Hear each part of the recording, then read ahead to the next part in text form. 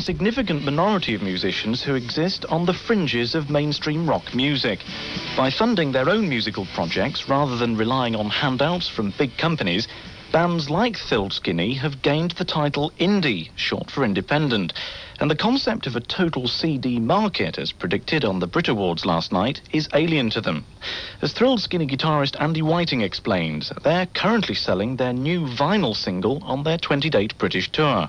So what about compact disc? We don't sell CDs, no, definitely not. We're an independent band, and a lot of our audience don't have CD players, and I think they represent quite bad value for money, actually. They cost 90 pence each to make, and most record companies sell them for about £10, which I don't think is very fair, whereas vinyl costs about £1 to make, and you can probably get a single for about £1.50 from us at a gig. At the opposite end of the musical spectrum to Luton's finest is another Bedfordshire artist, Rod Argent. He's been in the business since the 1960s when he formed the Zombies. The selling power of hits like She's Not There saw the zenith of vinyl single sales.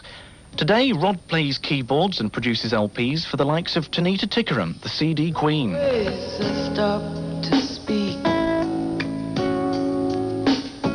Some girls like to say their piece.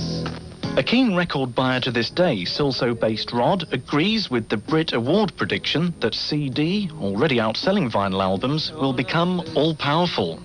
I think that could very possibly become true, and I only say that because on my last visit to America, I noticed, and to New York, I noticed that many shops only sold CD and cassette, didn't sell vinyl at all.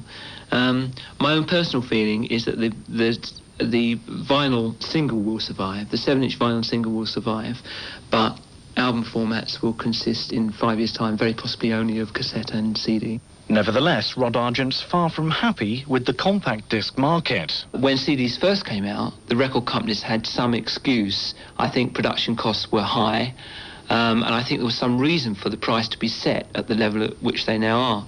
I think that it's common knowledge that production costs have plummeted, and it really actually does not cost any more to make CDs now than it does to make vinyl albums, and yet they've kept the prices at, in some cases, almost twice as much as vinyl albums. Both musicians, though, are ultimately confident and happy with rock reproduction's future. Andy from Thrilled Skinny that CD won't dominate completely, and Rod Argent that CD prices must fall. No, I think as long as there's fans of the independent music scene, I think there'll always be vinyl.